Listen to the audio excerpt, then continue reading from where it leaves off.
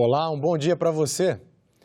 A reforma da Previdência vai ser o primeiro desafio dos senadores neste semestre. Depois que for aprovada na Câmara, a previsão é de que seja analisada em até 60 dias pelos senadores. Um dos temas polêmicos deve ser a inclusão de estados e municípios. O texto base foi aprovado no dia 10 de julho por 379 votos a 131. A previsão é de que os deputados votem o segundo turno da reforma a partir do dia 6 de agosto. Desde a aprovação, os parlamentares votaram 12 destaques e emendas apresentadas pelos partidos, ação criticada por alguns senadores. Esta reforma passe com honestidade e não com bilhões em emendas, como ocorreu na Câmara, por coincidência, durante a votação da reforma da Previdência. Das emendas apresentadas, 4 foram aprovadas com mudanças nas regras para aposentadoria de policiais, cálculo de benefícios para as mulheres, em idade mínima para professores e em tempo de contribuição mínima para homens. As principais regras aprovadas foram o aumento do tempo para se aposentar, o limite do benefício à média de todos os salários, a elevação das alíquotas de contribuição para quem ganha acima do teto do INSS e regras de transição para os atuais assalariados. Em relação ao texto encaminhado pelo governo, ficaram de fora a capitalização e mudanças na aposentadoria de pequenos produtores e trabalhadores. Em relação ao pagamento do benefício de prestação continuada ao idoso ou à pessoa com deficiência, foi mantido no texto constitucional o parâmetro de renda mensal per capita familiar inferior a 1/4 do salário mínimo.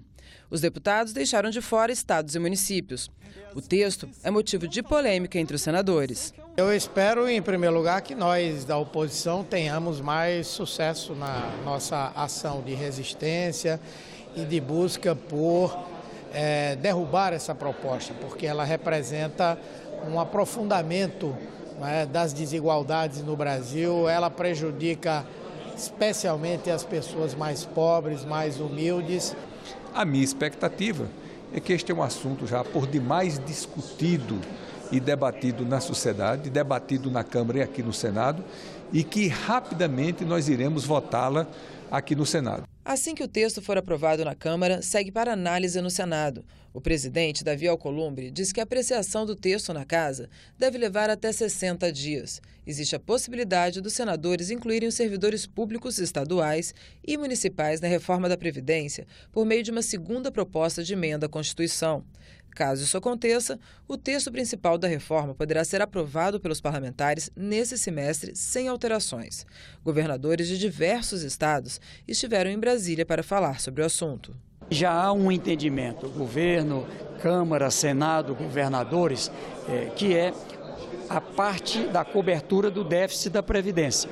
Ou seja, os estados aceitam que receitas que a Câmara está discutindo sobre a partilha, aquilo que for receita dos estados, ser destinado para a cobertura do déficit da Previdência. Eu acho que isso é um grande ganho para o Brasil. A melhor solução é uma reforma da Previdência profunda que atinja estados, municípios e a União.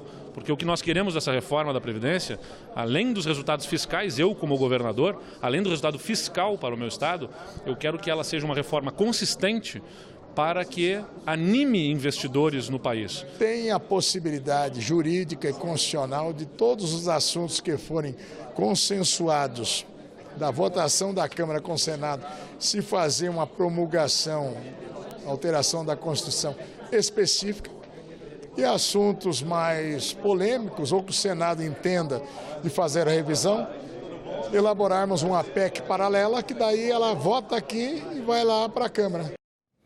E neste semestre, os senadores também devem começar a discutir uma reforma do sistema tributário brasileiro.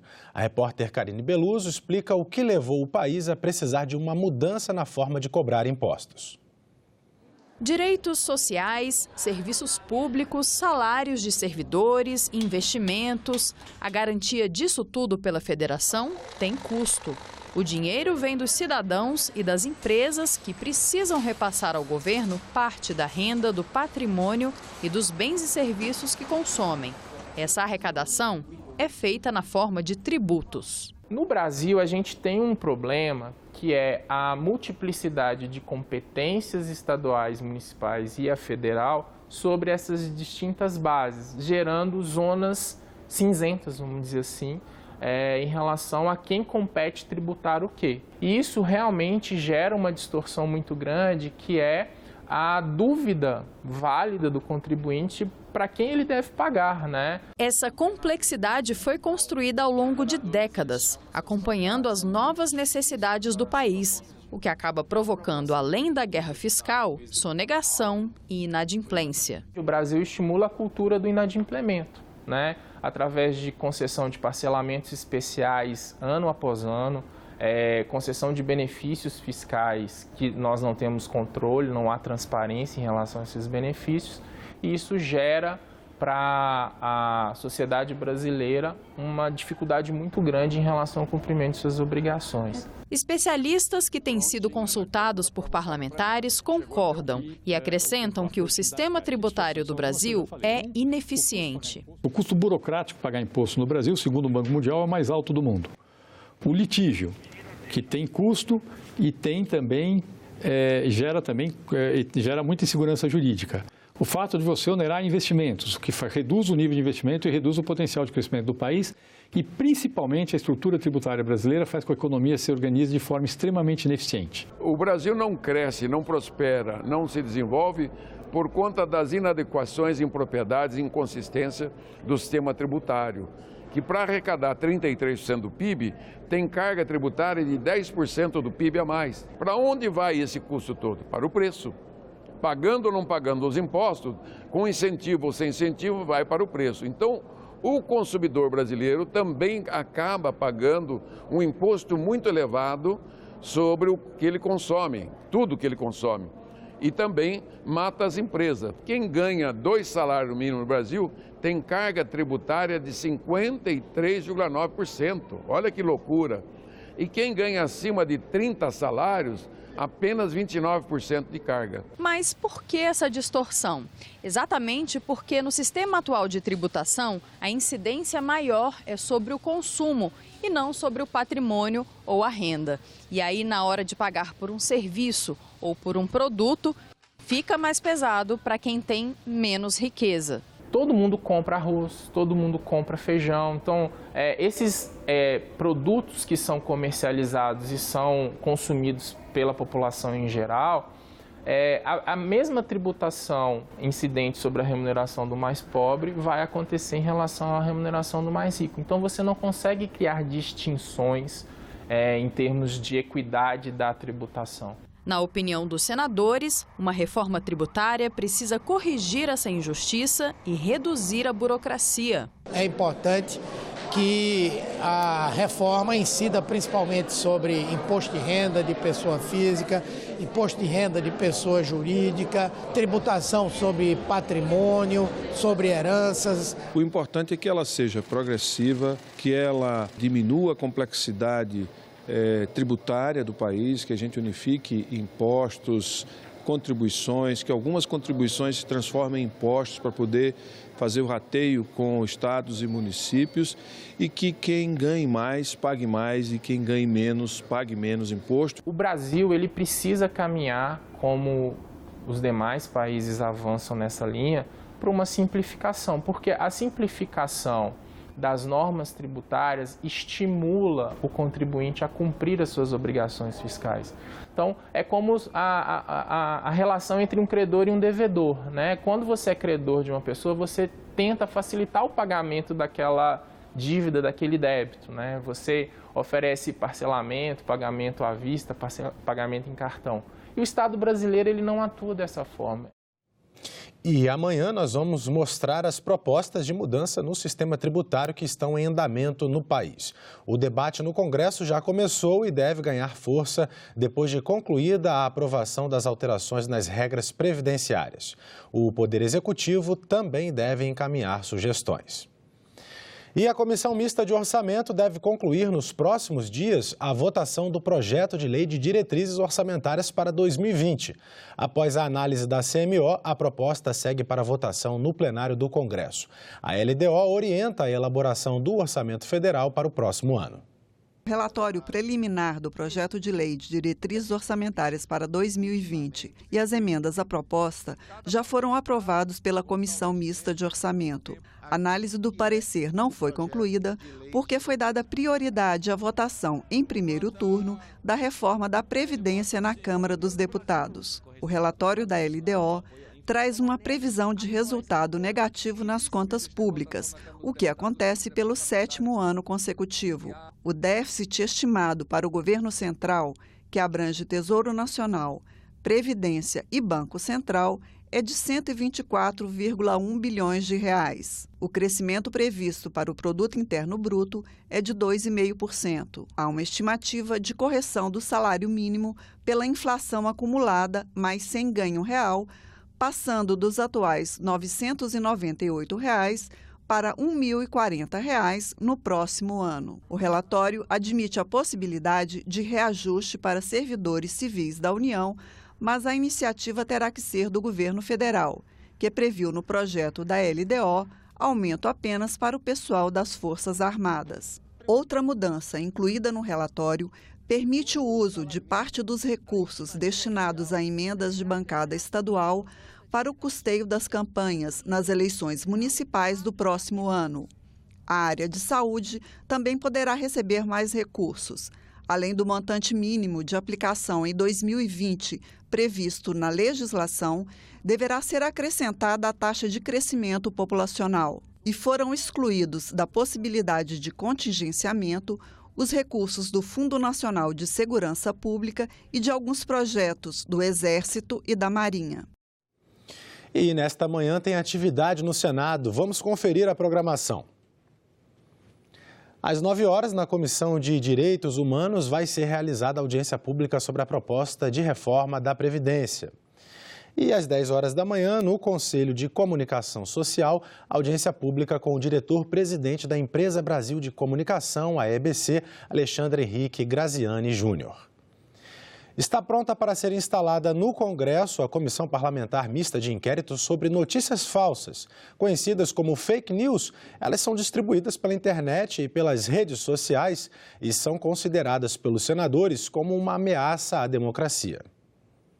As fake news, de certo modo, prejudica todo mundo, passa as informações ruins para a população.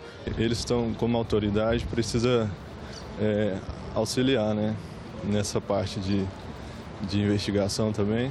Não compete a eles. Por quê? Porque a competência é do judiciário, não deles, Essa investigação. A CPI mista das fake news terá como titulares 15 senadores e 15 deputados, com igual número de suplentes. Todos serão indicados pelos partidos e pelos blocos parlamentares. Eles terão 180 dias para investigar ataques cibernéticos contra a democracia, perfis falsos em redes sociais da internet durante a eleição de 2018, cyberbullying e aliciamento de crianças para crimes de ódio e suicídio. O requerimento de criação da comissão foi lido em sessão do Congresso no dia 3 de julho. A presidência solicita aos senhores líderes partidários, na Câmara e no Senado, que indiquem os nomes dos membros dos partidos e blocos. O senador licenciado Eduardo Gomes, do Tocantins, que era vice-líder do governo no Senado, apresentou o requerimento pedindo delimitação objetiva dos fatos a serem apurados, como determina a Constituição. Ele afirma que a falta dessa delimitação deveria inviabilizar a instalação da CPI. O deputado Felipe Barros, do PSL do Paraná, entrou com mandado de segurança no Supremo Tribunal Federal para suspender a CPI. Outros parlamentares governistas também rejeitam a ideia de que fake news tenham influenciado os resultados da eleição de 2018. Consigo ver essa interferência dessa natureza. O que eu vejo é exatamente uma prática recorrente de crimes perpetrados, muitas vezes de forma organizada, para manchar ou destruir imagens de pessoas, de partidos políticos, de qualquer cidadão. Mas alguns senadores argumentam que o objetivo da CPI é combater o fenômeno das fake news, que são um risco para a democracia, e não fazer uma investigação dirigida à eleição do presidente Jair Bolsonaro. Tem a própria questão da eleição também, né? Todas as eleições têm sido agora muito influenciadas pela questão das fake news. Precisa ser analisado com calma e nós, sociedade, precisamos criar instrumentos, mecanismos para nos defender dos efeitos deletérios desse fenômeno. Então, basicamente é isso. Não é nada contra ninguém, nem nada contra dirigido a nenhum tipo de processo especificamente, e sim uma análise desse fenômeno e uma tentativa de evitar os seus efeitos ruins. Nós vamos ter de estudar meios tecnológicos para conseguir combater desvios tecnológicos. E no caso penal, identificado que foi feito de maneira dolosa, de houve a intenção de prejudicar, se há ali um crime contra a honra, contra o patrimônio moral daquela pessoa, evidentemente haver uma punição, e além da indenização moral civil pecuniária. Nós precisamos ampliar o rigor da punição dessas pessoas que praticam esses atos ilícitos para construir a verdadeira democracia que nós queremos. Porque ninguém tem o direito de postar notícia falsa de quem quer que seja. As fake news são alvo de uma campanha dos veículos de comunicação do Senado. Com o slogan "Notícia falsa se combate com boa informação", TV Senado, Rádio Senado, Jornal do Senado e o Portal de Notícias do Senado mostram como reconhecer fake news e como ajudar a impedir que uma notícia falsa se espalhe. Na entrevista de hoje, o senador Oriovisto Guimarães explica à jornalista Renata de Paula como funcionaria um sistema de responsabilidade compartilhada sobre contas públicas. Olá! Hoje a gente vai conversar sobre um projeto que traz para o setor público, União, estados e municípios, o conceito de responsabilidade compartilhada sobre contas públicas. Quem vai explicar para a gente como isso pode funcionar é o senador Oriovisto Guimarães, do Podemos do Paraná, autor do projeto. Seja bem-vindo, senador. Olá, Renata. Olá, ouvintes, telespectadores. É um prazer estar aqui novamente com você. E é muito bom poder falar um pouco sobre esse projeto de responsabilidade compartilhada. E qual é a inovação que o senhor está propondo? Renata, antes de mais nada, me permita fazer uma desmistificação que eu acho que é importante que todos percebam. Você tem na política, na administração pública, pessoas que ficam na administração pública a vida inteira, funcionários de carreira. São a burocracia que comanda os nossos municípios, que comanda os nossos estados, que comanda o nosso país, a presidência da República. E você tem os políticos que são transitórios. Normalmente o prefeito fica 4 meses, um governador de estado, 4 anos, um governador de estado 4 anos, um presidente da República, idem. E as pessoas também têm O brasileiro, de modo geral, tem aquela coisa de achar que vai vir um salvador da pátria, que vai resolver todos os problemas ou da sua cidade, ou do seu estado, ou do seu país. Nada mais falso, nada mais falso. Na verdade, as coisas para acontecerem, para dar resultado, elas dependem de continuidade. Você vê, por exemplo, um projeto em educação precisa demorar 10 anos, 20 anos para que surta o efeito desejado. E assim é com quase todas as políticas.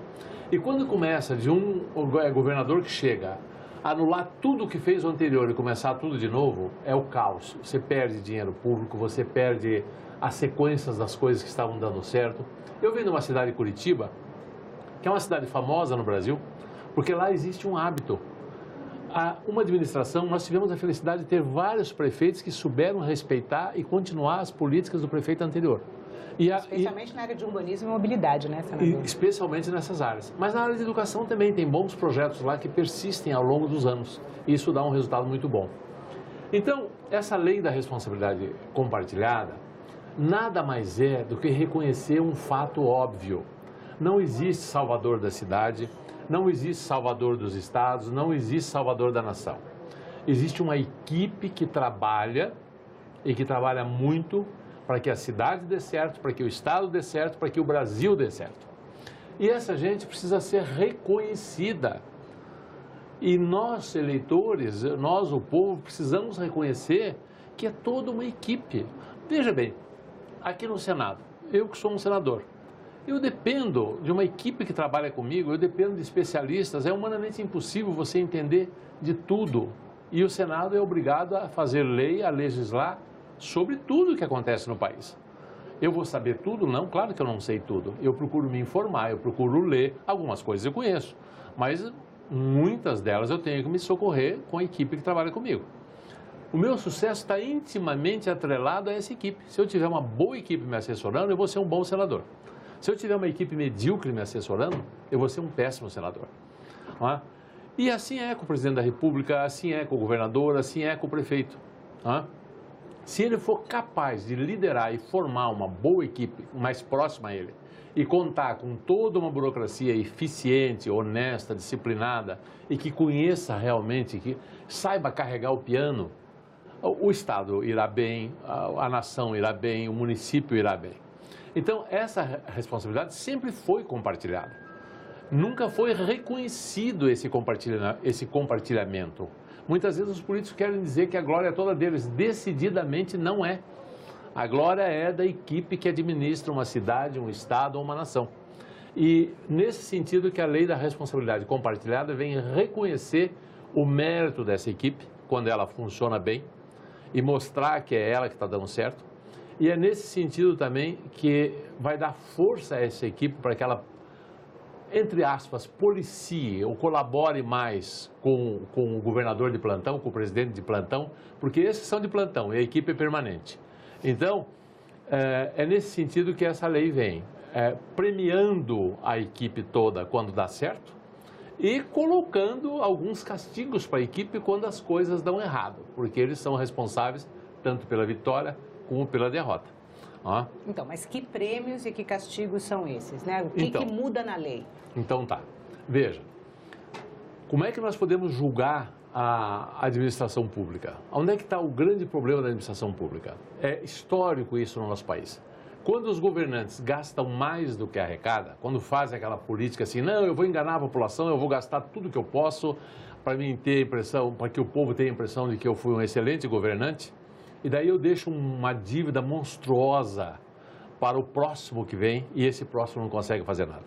Isso se chama déficit primário, ou seja, quando você gasta mais do que aquilo que você arrecadou, você está fazendo uma administração irresponsável, está criando uma dívida enorme. Por exemplo, o governo federal deve 5 trilhões. O custo dessa dívida hoje, para você ter uma ideia, é de quase 1 bilhão por dia. Isso é um acúmulo de responsabilidades administrativas ao longo da nossa história. Os estados devem, a reforma da Previdência está sendo feita por causa dessas irresponsabilidades que fizeram ter privilégios e gastos muito maiores do que o necessário. Então, nós temos que combater o déficit primário, nós temos que ter uma administração superavitária, primariamente, né? O que é o déficit ou superávit primário? É receita menos despesa antes de pagar o juro. Se eu incluísse o juro, seria déficit ou superávit nominal. Não, eu estou falando do déficit primário, antes dos juros.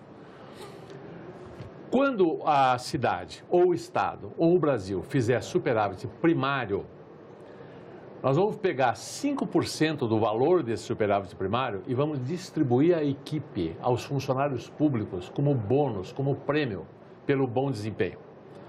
Em compensação, se houver déficit primário, fica proibido no ano seguinte qualquer aumento de salário, qualquer aumento de despesa com publicidade, qualquer aumento de despesa com contratação de novos funcionários, enfim, há uma série de restrições de gastos para aquela administração, seja da cidade, seja do estado ou seja da federação. Basicamente, essa é a ideia da lei, premiar quando a coisa vai bem e criar dificuldades quando a administração vai mal, quando ela faz déficit primário. Mas, senador, qual que é o poder que o servidor, que seria beneficiado por esse bônus, por exemplo, tem para conter o gestor perdulário político? Tem todo o poder do mundo. E deixa-me te explicar. Nenhum governador, nenhum presidente da República consegue gastar um centavo se não tiver a cumplicidade da máquina administrativa. Não consegue, ele não faz nada. Você já viu aquela história de dizer que tem presidente, que tem governador que manda, mas ninguém obedece? E nada acontece? Isso é real. Isso acontece na prática do dia a dia. Então, por exemplo, quem é que você acha que está mandando na economia do Brasil? O Bolsonaro ou o Paulo Guedes? E quem que você acha dentro do Ministério que está mandando? O Paulo Guedes ou os funcionários de carreira do Ministério, agora é Ministério da Economia, né? Antigamente era Ministério da Fazenda. Mas é porque é Ministério da Economia, porque juntou Fazenda, juntou vários. Planejamento. Mas, veja, eu sou relator agora do PPA, do Plano Plurianual. Plano Plurianual. Eu estou em contato direto com os técnicos do Ministério. Eu não falo com o Paulo Guedes. Eu falo com os técnicos que estão montando o plano para ele. Ele vai dizer amém para esse plano. Se eles elaborarem um plano bom, que não leve a déficit, meio caminho andado. Se eles superem que se eles fizerem coisa mal feita, eles vão ficar sem aumento de salário, eles vão prestar mais atenção no que eles estão fazendo. Você pode ter certeza disso. Isso é assim na iniciativa privada. É normal uma empresa que tem lucro, que seria um superávit, não é? Premiar os seus funcionários. E é normal ela não dar aumento de salário e não fazer nada se ela tiver prejuízo. Isso precisa vir para o setor público. A inspiração do senhor foi qual? Porque o senhor é um empresário, né, e se tornou político depois de uma carreira consolidada na iniciativa privada, né? De onde vem a inspiração para esse projeto? Tem experiências internacionais? Olha, primeiro da inspiração da minha própria vida. Eu saí do grupo que eu administrava, o Grupo Positivo, tinha 10 mil funcionários. Como que você acha que eu administrava esses 10 mil funcionários? Compartilhando a responsabilidade com eles. Colocando claramente para eles que eu sozinho não dava conta de tocar tudo aquilo. E que nós todos éramos responsáveis pelo resultado final. É exatamente isso que os nossos governantes têm que fazer. Conversar com a sua equipe, montar uma equipe solidária a ele, com princípios claros, que ele vai fazer uma boa administração, que ele vai fazer mais com menos dinheiro e que ele vai fazer superávit e vai deixar o país, ou a cidade, ou o estado em boas condições para o próximo governante que vier. Senador, muito obrigada pela entrevista. E nós ficamos por aqui. Você pode rever as reportagens desta edição na nossa página na internet, senado.leg.br/tv. Muito obrigado pela sua companhia e continue sintonizado aqui na TV Senado.